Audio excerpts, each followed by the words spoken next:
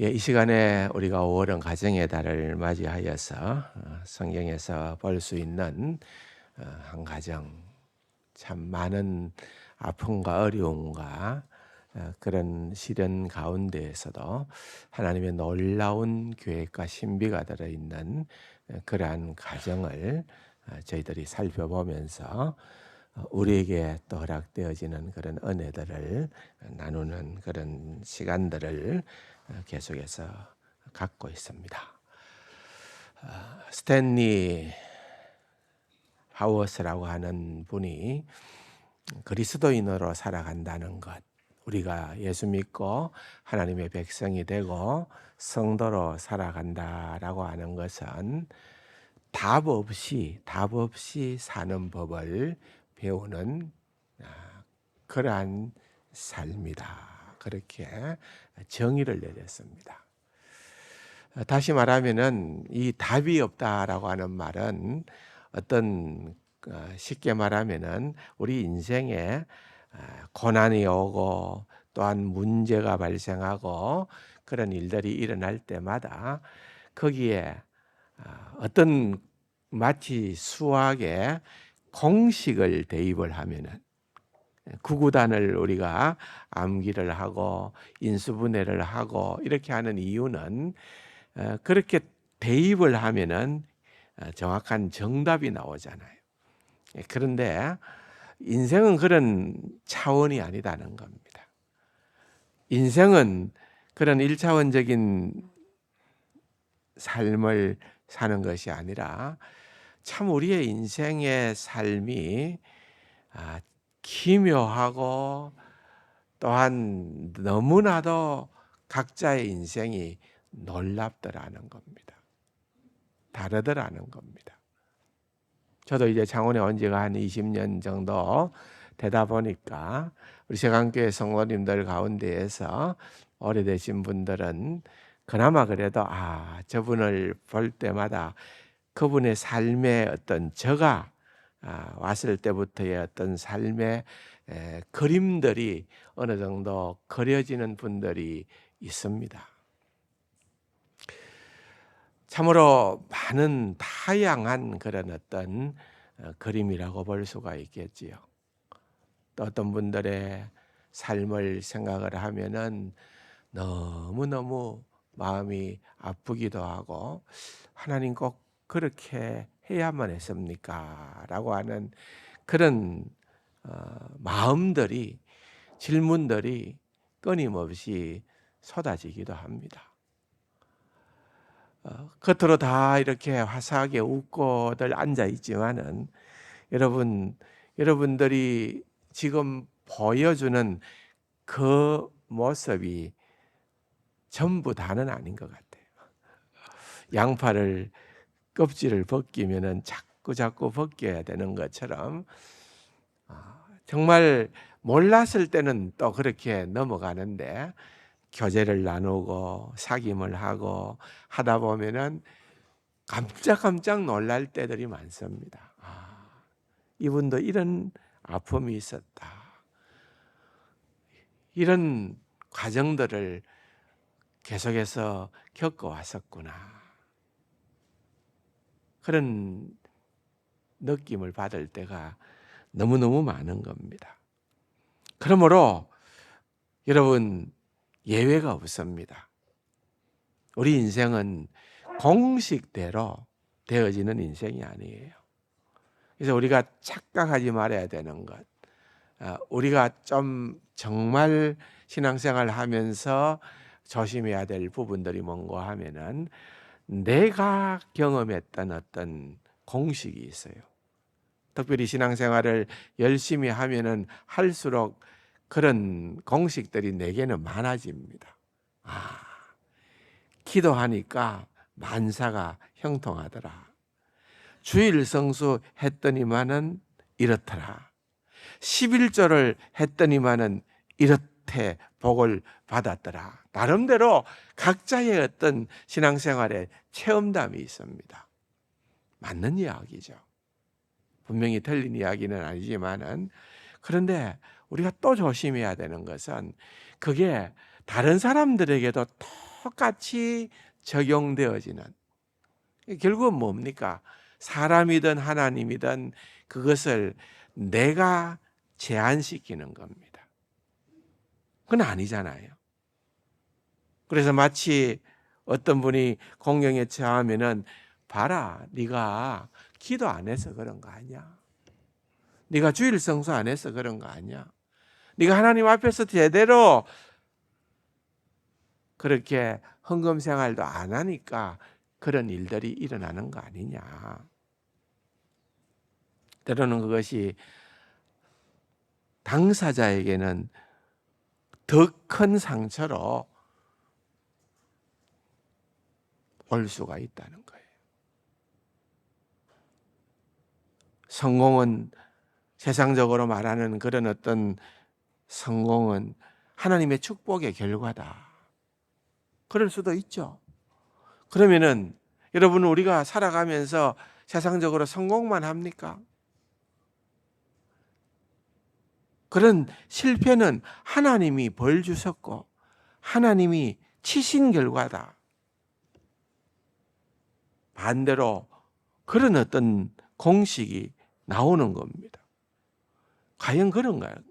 인생이 그렇게 단순한 게 아니더라는 것. 그걸 계속해서 성경은 얘기합니다. 룻기서도 그 얘기를 하고 있고 욥기서도 그 얘기를 하고 있잖아요. 욥과 같이 경건한, 하나님 보시기에 의롭고 정직하고 악에서 떠나고 경건했던 그러한 사람도 본인이 이해할 수 없는, 도무지 해석되어지지 않는 그러한 고난을 맞이합니다. 그런데 그 고난이, 욥의 세 친구들은 자기들이 가지고 있는 논리를 가지고 공식을 가지고 판단을 합니다. 정죄를 합니다. 너는 이래서 이런 거야.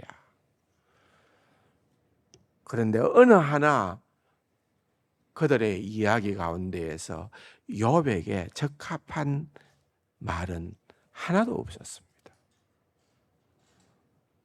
여러분, 이게 인생인 거예요. 그러므로 우리는 정말 이러한 부분들을 조심해야 됩니다. 어떤 사람들은 세상적으로 볼 때 너무나도 출세하고 잘 되었다, 성공했다, 그 하나님으로부터 신앙생활 잘했기 때문에 복받은 결과다. 어떤 사람은 정말 하는 일마다 꼬라박는다. 그 사람은 하나님 앞에서 잘못 살았으니까, 신앙생활 잘못했으니까 그러한 결과가 나타났다. 목회도 마찬가지인 거예요. 세상적인 기준과 관점으로 볼 때에는 많은 성도들이 있는 큰 교회를 담임하면은 그 사람은 성공했죠. 근데 과연 하나님도 그렇게 판단하실까? 아니라는 거죠. 아니라는 거죠. 그래서 우리는 이런 부분들을 생각을 하면서 더욱더 성숙한 성도의 삶을 살아가야만 한다는 것입니다. 왜 자꾸만 그런 공식들에 우리가 휘둘리게 될까요? 우리의 마음이 끌리게 될까요? 그것은 편하기 때문입니다. 편해요. 공식이라는 것이 있으면 편하거든요. 생각을 많이 안 해도 되거든요. 근데 지난 주일날 여러분들 제가 말씀을 드릴 때에 답 없는 인생을 살아가면서 우리가 새겨야 될 교훈 중에 하나는 생각을 하도록 한다는 거예요. 생각을 많이 하는 것. 그것이 우리에게는 때때로 많이 필요합니다. 그냥 수학적인 공식만 나열하고 그러한 답으로서 인생이 재단되어지는 것이 아니라는 것입니다. 참으로 인생은 신비롭다는 거예요. 신비롭다는 거예요.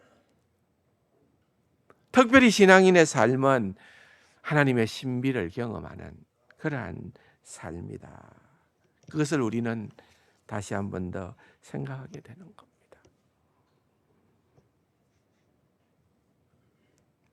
몇 번 읽어보았지만은 룻기서 1장 20절에 보면은요, 나오미가 그들에게 이르되 나를 나오미라 부르지 말고 나를 마라라 불러라.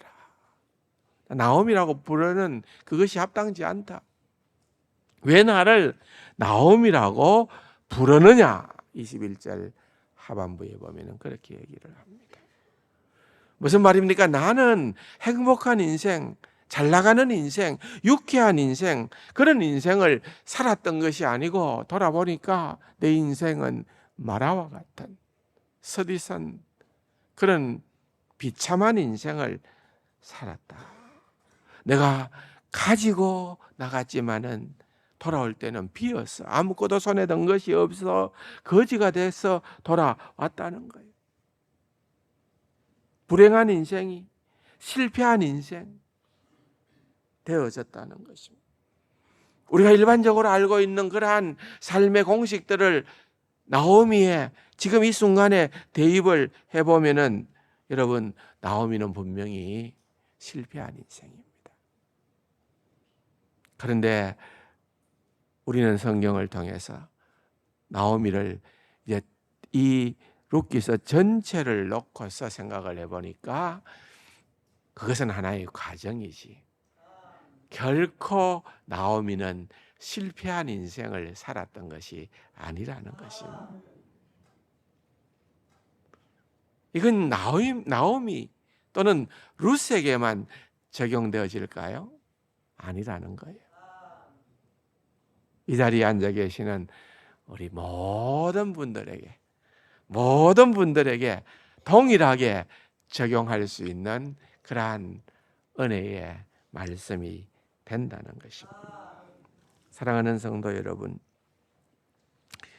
우리 자신이나 또는 우리 주변을 바라볼 때에 참 너무너무 안타까운 경우들, 정말 힘든 경우들, 정말 해답을 알 길이 없는 그러한 일들이 생겨납니다. 그런데 우리가 이때의 정신을 바짝 좀 차려야 됩니다. 왜냐하면 이런 것들이 자칫 잘못하면 우리의 믿음을 근본적으로 흔들어 버리기 때문에 그렇습니다. 근데 사실은요, 무너지는 것은 공식이 무너지는 거죠. 우리의 신앙이 아니라는 것입니다. 우리가 자칫 잘못 생각을 하면은 마치 그런 공경을 처한 것은 내가 잘못했기 때문에 하나님께서 치시고 하나님께서 벌 주시고 그래서 하나님께서 나의 그 잘못된 부분들을 교정하기 위해서 그렇게 내게는 고난이 왔다. 예, 있을 수 있는 일들입니다. 그런데 많은 경우에 특별히 오늘 본문에 나타나는 나오미와 룻의 경우에는 성경은 결단코 그렇게 정의를 내리고 있지 않습니다.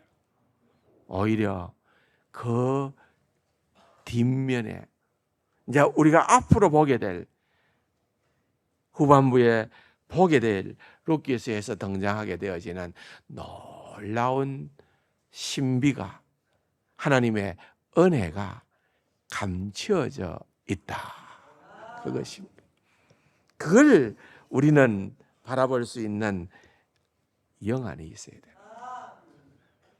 여러분, 욥도 결국은 그 모든 힘든 과정을 겪고 난 다음에 참 앞에는 보면은 그의 입술의 언어가 원망하고 하나님을 계속해서 찾습니다. 하나님, 내가 억울해 죽겠습니다. 내 친구들이 형편없는 소리 합니다. 하나님, 그런데도 가만히 있습니까? 하나님, 나타나셔서 좀 내 편으로 변호도 해 주십시오. 하나님, 진짜 억울합니다. 그렇게 부러지셨는데 결국은 하나님께서 등장을 하게 되니까 할 말을 잃어버렸습니다. 나는 미천합니다. 단지 손으로 내 입을 가리울 따름입니다. 그러면서 욥기서 42장 5절에 보면은 내가 기로 듣기만 하여 사오나. 이건 이전에는 이라는 말이 들어있는 거예요. 내가 이전에는 고난당하기 전에는 귀로 듣기만 하여 사오나, 고난이라고 하는 이 과정들을 통하여서 이제 내가 눈으로 보게 된다. 여러분, 차원이 달라져 버려요. 정말 진짜 성숙한 그리스도인으로 나아가게 되는 것입니다. 그러한 은혜가, 그러한 신비가 모든 그리스도인들에게 예비되어져 있다는 거예요. 그러므로 여러분, 우리가 지금 우리가 당한 이 고난들은 내가 도무지 이해할 수 없는, 도무지 어떻게 하나님께서 선하시다고 한다면은, 하나님께서 전능자라고 하신다면은 어떻게 이런 일을 행하실 수가 있는가? 하나님을 향하여서 그야말로 분노할 수밖에 없고 하나님을 원망할 수밖에 없는 그런 형편과 처지에 놓인다 하더라도, 여러분, 우리가 알지 못하는 비밀이 이 가운데에는 담겨 있구나. 그것을 우리는 믿음으로 수용하는 것입니다. 그럴 때에 여러분, 욥이 누렸던 은혜, 또는 룻기서에서 나오미와 룻이 누리게 되어지는 그러한 은혜를 우리도 누릴 수 있는 그러한 자리로 들어가게 되어진다는 것입니다. 사랑하는 성도 여러분, 그러므로 여기에 사실은 공식으로 설명할 수 없는 우리 인생의 사건, 그것을 우리는 일반적으로 고난이라고 말할 수가 있습니다. 그러므로 고난이 올 때 우리들은 당혹스러워하고 질문을 던지는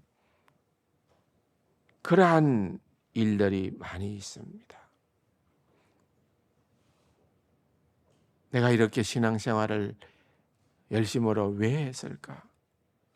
내 신앙의 열심에 대한 회의감도 생겨나기 시작하고, 내 신앙을 떠받치고 있었던 그런 헌신적인 삶, 봉사의 삶, 나의 열심, 하나님을 향한 나의 사랑, 그런 것들에 대해서 정말 회의감이 오기 시작을 하는 겁니다.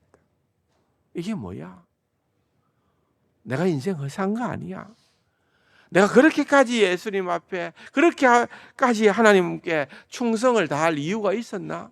그래 반 결과가 이런 걸로 나타나는데.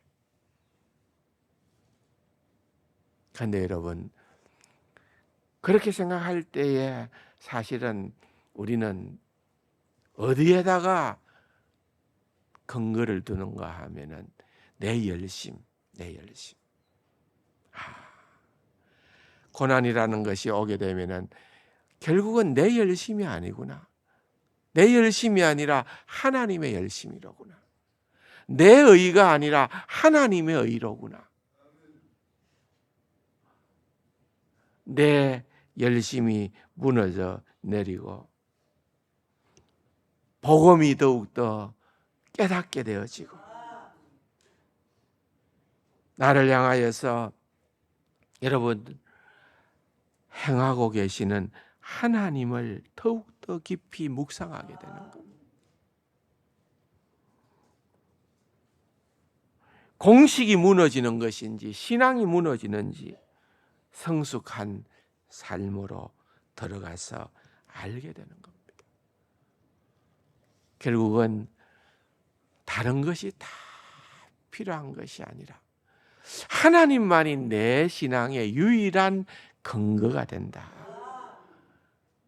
하나님만이, 내가 이제 나는 내 열심을 신뢰했고 내 열심을 의지했지만은 그런 것들이 아니라, 그런 것들이 필요한 것이 아니라 오직 내게 필요한 것은 하나님 자신밖에는 없다는 사실을 우리는 알게 되어지는 것입니다. 그런 것들이 다 무엇을 통하여? 답 없는 인생, 고난을 통하여서 알게 되는 것입니다. 그래서 그리스도인의 삶은 답 없는 인생을 배워가는 것이다 하는 것을 좀 더 쉽게 풀이하자면은, 고난이 뭡니까? 고난은 공식으로 풀 수 없는 문제가 고난이거든요. 그래서 고난이 찾아올 때, 여러분, 우리 모두에게는 고난이 찾아옵니다.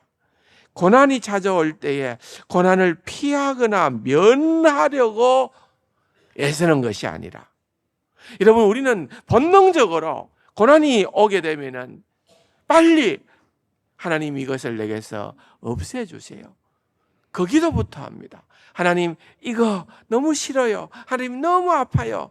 하나님, 이거 좀 없애주세요. 제거해주세요. 그 기도부터 먼저 해요.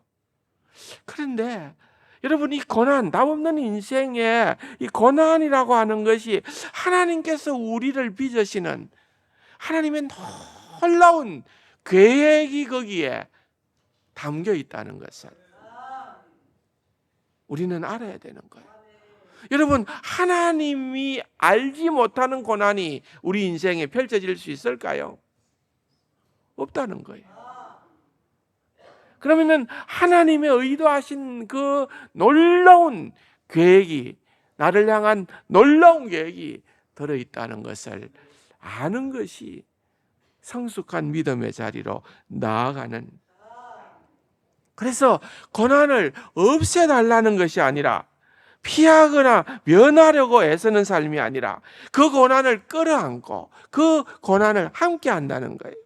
고난과 함께 어떻게 하면은 잘 사는 법, 잘 사는 법. 하나님께서 우리에게 고난을 허락하신다면은 그 고난이 가지고 있는 의미가 뭔가를 깨닫게 될 때에 진짜 잘 살게 될 거 아니에요. 잘 살게 되는 법을 배우는 것이다. 그래서 시편의 기자는 시편 119편 68절에 보면은, 한번 따라해 볼까요? 주는 선하사 선을 행하시오니. 하나님은 선하신 분이라는 거예요. 믿습니까? 하나님은 악하신 분이 아니에요, 결코. 우리는 자꾸 우리의 공식 속에 하나님을 집어넣어 보니까 하나님이 일그러지는 거죠. 하나님은 선하시, 그 하나님은 우리에게 선을 행하시오니, 그렇게 고백을 해요. 그런데 이 고백이 저절로 나온 고백이 아니라 그 앞에 67절을 보면은 알 수가 있습니다. 뭐라고 얘기하는가 하면은, 고난 당하기 전에는 내가 그릇 행하였더니. 여러분, 고난이 주는 유익이라고 볼 수가 있는 거죠. 고난 당하기 전에는 내가 그릇 행하였다는 거예요. 그런데 이제 내가 고난을 경험해 보니까, 이 과정을 통과해 보니까 결국은 내가, 하나님은 선하신 분이로구나 라고 하는 사실을 깨달아 알게 되어졌다, 그 말입니다. 고난이라고 하는 것은 여러분, 결국은 답 없는 인생에 우리가 가지고 있는 숙제라는 겁니다. 그게 하나님께서 우리에게 계획해 놓으신 거다라고 하는 사실을 우리가 다 이해할 수 없지만, 다 우리 마음에 들지는 않지만, 너무너무 억울하지만, 그러나 결국은 선하신 하나님은 선하시기에 우리가 그것을 먼저 믿음으로 고백하면은 하나님은 내게 선을 행하셨다. 그러므로 고난 가운데에서 우리는 포기하지 않습니다. 될 대로 되라, 캐서라 세라, 그렇게 얘기하지 않습니다. 적극적으로 나아갑니다. 적극적으로 나아가는 그 삶의 방식이 뭡니까? 그게 선택하는 거예요. 선택. 뭐 한다고요? 선택한다는 겁니다.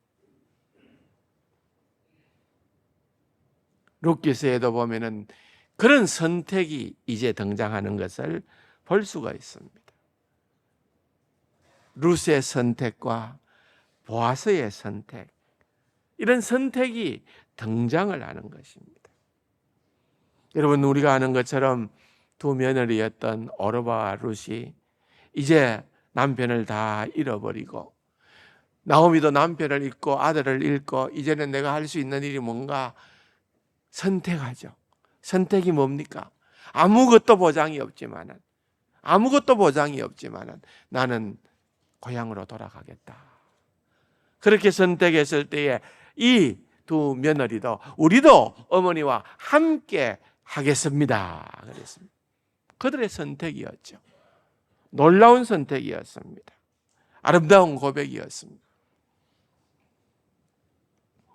답 없는 인생을 선택하는 겁니다. 답 없는 여정을 따라가겠다는 겁니다. 결국은 오르바는 남기로 결심했지만은 룻은 끝까지 시어머니를 따르겠다고 고집합니다. 세상적으로 봐서는 미련하기 짝이 없습니다. 그런 선택은 누구도 하지 않는 선택입니다. 성산이 없는 결정이란 말입니다. 바보 같은 결정입니다. 여러분, 룻기서에 나타나는 모든 여인들의 선택은요, 바보 같은 결정이에요. 바보 같은 결정. 그래서 룻기서는 바보 열전입니다. 바보 열전이에요. 어떻게 이럴 수가 있을까? 진짜 대단하다. 위대하다. 정말 세상적으로는 아무런 소망이 없는데 이런 결정을 하다니 정말 위대하다.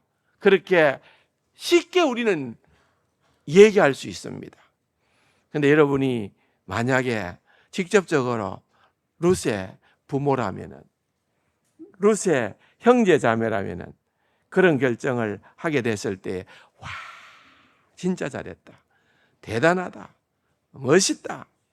그렇게 하실 분들이 있겠어요? 없어요.